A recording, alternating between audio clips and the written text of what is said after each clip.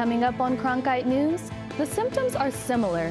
How new technology is being used to tell the difference between COVID and influenza. The casualties of COVID-19 have not gone unnoticed. Tonight, we take a look at a memorial dedicated to those who have passed away from the disease. And on Break It Down, why don't we see more Native Americans in pop culture? Cronkite News starts now. Good evening and welcome to Cronkite News on Arizona PBS. I'm Rosara Wordsworth. And I'm Tyler Mannion. Thank you for joining us. Cases of COVID-19 in Arizona continue to climb. To date, the Arizona Department of Health Services has reported more than 260,000 cases of COVID-19 and more than 6,000 deaths from the virus. Arizona's most populated county, Maricopa County, has experienced the most cases of COVID-19 at more than 170,000. Greenlee County has the least amount of infections with 122 reported cases. As COVID cases continue to impact the lives of Arizonans, the Navajo Nation has been hit especially hard. The Navajo Department of Health has reported over 12,000 positive cases of COVID-19 and almost 600 deaths. Yesterday, the department warned residents of uncontrolled spread in 34 communities on the Navajo Nation. There will be another 56-hour weekend curfew starting tomorrow night. The numbers of COVID cases nationally can be staggering. More than 10.4 million cases and 242,000 deaths so far in the U.S. That's according to Johns Hopkins University. One artist who worried that such large numbers could be numbing has come up with an unusual response, as Maitali Gupi reports from our Washington bureau.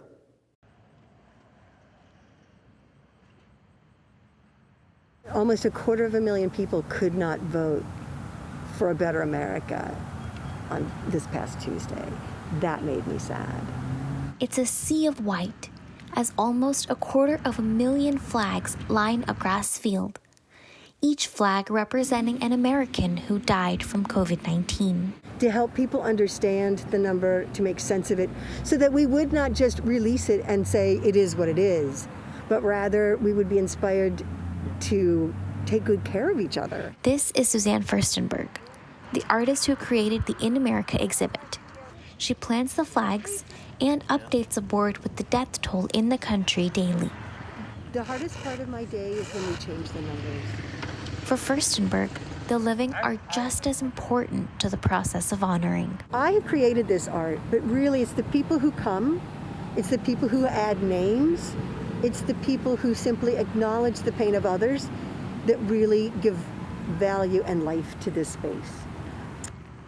People like the Sneeds, a retired couple from Virginia who visited the art installation at the D.C. Armory grounds recently. To see all these flags representing some family's pain it's moving. It's very moving. Actually, and I'm I've so thankful to Suzanne. I've had high school and college friends who have died from COVID.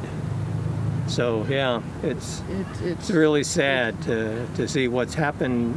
Out of tens of thousands of flags at this installation, this section right here has over 6,000. That's how many Arizonans have died of COVID-19. It tears my heart up to see this because of what it represents and because of the fact that it didn't have to be this way. Yeah. The installation was supposed to be here for just 3 weeks, but D.C. Mayor Muriel Bowser granted an extension until November 30th. It gives more people a chance to participate in the creation of the art, and it gives us more time to figure out how next to honor all the people who will continue to lose. If people can't visit the exhibit in person, there is a live stream of the installation. It's really moving. Anyone who has the opportunity to come and see this ought to. It's amazing, and it's very disturbing when you actually come here and you see the flags and realize each flag represents a person who's died. Visitors like the Sneeds wish that being able to put something like a death toll in visual perspective would lead to. And that the American people will start realizing that it's real, it's not anything fake, and that what people can do to help reduce the numbers. Yes, wear a mask. It's not hard, people. Furstenberg hopes the exhibit will. I think that art such as this can make us stop a minute and think of each other. So to me, that's the value of it. In Washington, Maitili Kubi, Cronkite News. The display is called In America, How Could This Happen? If you want to take a look at the live stream for the display, you can find it at SuzanneFurstenberg.com or on our website at cronkitenews.azpbs.org. After more than 100 days on a ventilator due to COVID-19, a New Mexico man is recovering here in Phoenix from a double lung transplant. Faith Abercrombie has his story. Arthur Sanchez had no major pre-existing conditions before contracting COVID-19. However, the disease led him to months spent in different hospitals and the need of an organ donor. This morning, I spoke to him and the team of medical personnel that gave Sanchez a second chance of life. I'm so happy. Look, it can stand for such a long time. Yes, a lot, really good. For some people, COVID-19 comes with symptoms and a quarantine period. I was one of those people that was kind of shying off the COVID thing, saying it's, nothing big, like any other virus, it's going to go away. But for 52-year-old New Mexico resident Arthur Sanchez, the virus required a trip to Phoenix to undergo a double lung transplant. I would probably compare it to being underwater too long and not being able to come up for air. It's a scary situation to be in. You take a breath, and typically most people will take a breath and they don't even realize because it's your body's taking care of itself. Sanchez's life-threatening journey started back in April. After 2 hospitals in New Mexico with a continuation of inflamed and scarred lungs, doctors decided a new set of lungs was the only way for Sanchez to breathe properly. Last resort measure of lung transplantation was used to save his life. So finally, Arthur is breathing fresh air after spending 147 days in the hospital, 116 of which were on the ventilator, and over 3 months were on ECMO. Sanchez battled the lung disease alongside many family members and refers to his transplant as a miracle. So my sister was in the hospital, I was in the hospital, my brother-in-law was in the hospital. Unfortunately, my brother-in-law, he did not make it. He passed through complications of COVID. His heart just couldn't handle the stress that the virus put on his body. I'm a fighter, and I'm a strong believer in faith. I think I'm a walking miracle. Sanchez is cleared to return back to his family in New Mexico this weekend. Right now, he is set to have monthly check-ins for a year at Dignity Health St. Joseph's Hospital in Phoenix. In the broadcast center, Faith Abercrombie, Cronkite News. The symptoms of COVID-19, coughing, fatigue, and headaches can often be mistaken for the flu, but a new test could help tell the difference between the two illnesses. COVID-19 and influenza often get confused since their symptoms are similar. The group that created the test, Roche Diagnostics, claims that reliable testing can help guide treatment decisions and prevent further disease transmission. The test is done with a nasal swab and has emergency approval from the FDA. Schools across the nation are taking different approaches to COVID-19. Some are opening while others are continuing online learning. The Flagstaff Unified School District has announced that it plans to remain closed for the remainder of 2020. FUSD says the decision was based on the current and projected risk level of spread of COVID-19. The school district says that they will continue to provide weekly COVID and health updates. Another 709,000 Americans filed first-time claims for unemployment benefits last week. The Labor Department reported those numbers today. There were also nearly 300,000 new pandemic unemployment assistance filings. That program gives benefits to those who aren't eligible for normal state aid, like those who are unemployed or self-employed. If you include the new pandemic unemployment assistance filings, first-time claims stood at 1 million last week, not adjusted for seasonal fluctuations. It comes as the nation's job market recovery slows down. Many people have gone back to work, but millions still aren't employed.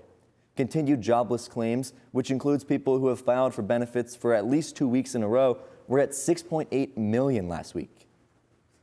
Coming up next on Cronkite News, the start of a court case regarding Arizona's election. The first hearing started today with a bit of a defeat for Trump's campaign. Also, how high school athletes in Arizona are taking their education to the next level.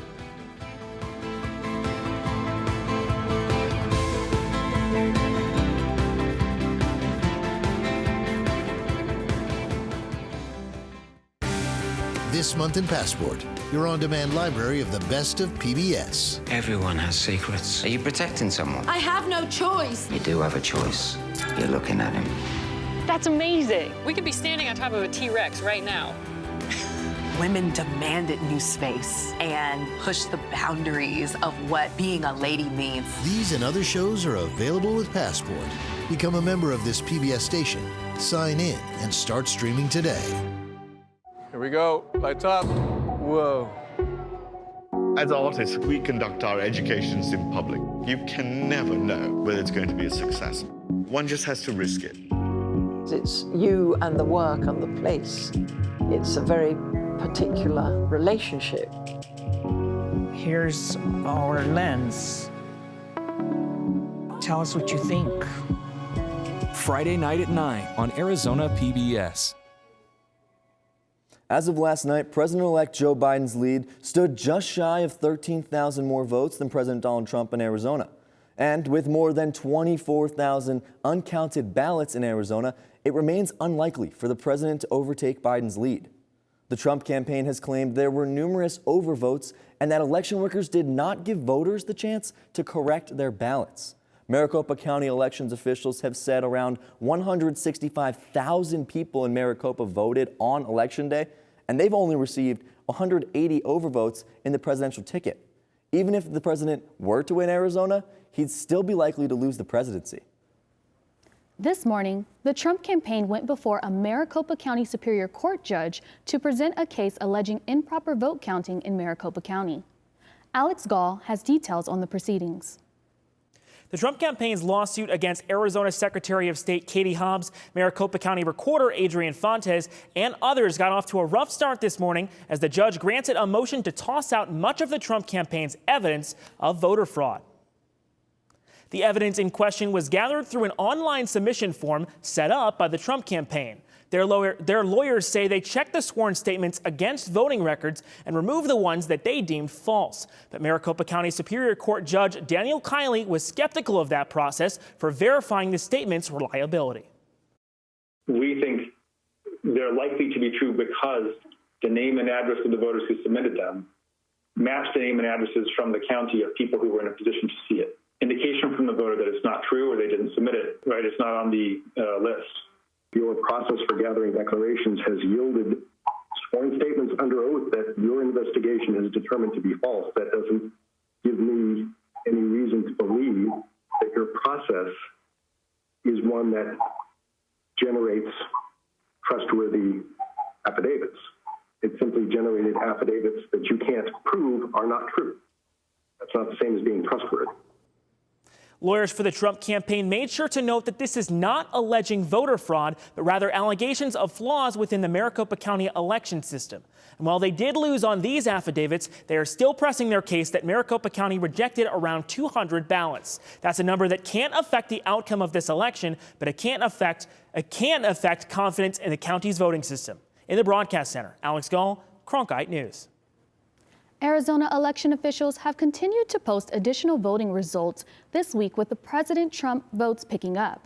But overall, the president is still trailing behind the president-elect Joe Biden by more than 11,000 votes. Trump received more than 7,000 new votes after Maricopa County released its ballot count on Wednesday night. Biden received a little less than 6,000 new votes, but is maintaining a steady lead over the president. Arizona still has less than 25,000 ballots left to be counted, with a majority of them coming from Pima and Maricopa County. 2 Arizona high school football players have been named as recipients of the 2020 Great American Rivalry Series Scholar Athlete Award. Cronkite News reporter Adam Noel talked with the players and their respective coaches about this national honor. Anytime and however you want. Although they may consider themselves rivals when they step on the gridiron, one place Hamilton and Chandler High School can come together is in the classroom. The two were the only schools in Arizona to have football players named to this year's Great American Rivalry Series Scholar Athlete list. The selections have been made. Now the vote. The GARS Award recognizes student athletes for both their on-the-field and in-the-classroom success. This year's recipients were Hamilton senior James John and Chandler senior Ceci Bada. Each were nominated by their coaches for going above and beyond. It's the reason he received the award, because he's dependable, trustworthy, responsible, great character, and I've never seen a setback in any of those categories. In addition to the national recognition, John and Ibarra will both receive a $500 scholarship. And to put it in perspective, the two were among only 144 high school football players selected from across the country. Chandler head coach Rick Garrettson praised Ibarra, a senior offensive lineman, for continuing to put the school in the national scene. He represents our school well. He represents our program well, and he's just a class kid and a class act, both on and off the football field and in our community. John, a senior defensive back at Hamilton High School, mentioned it wasn't always easy for him to balance academics and athletics. It takes a lot of self-discipline and work ethic to get that done. So it's definitely an honor to be nominated for an award that encompasses both of them, because I know how hard it is to really keep my focuses on both of them at the same time.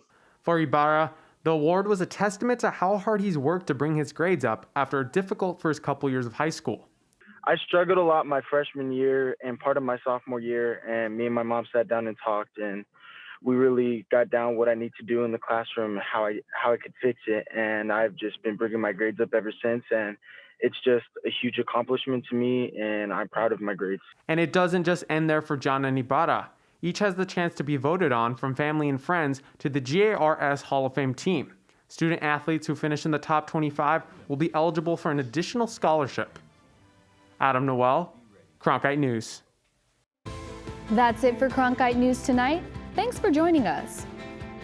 For top Arizona stories anytime, go to cronkitenews.azpbs.org.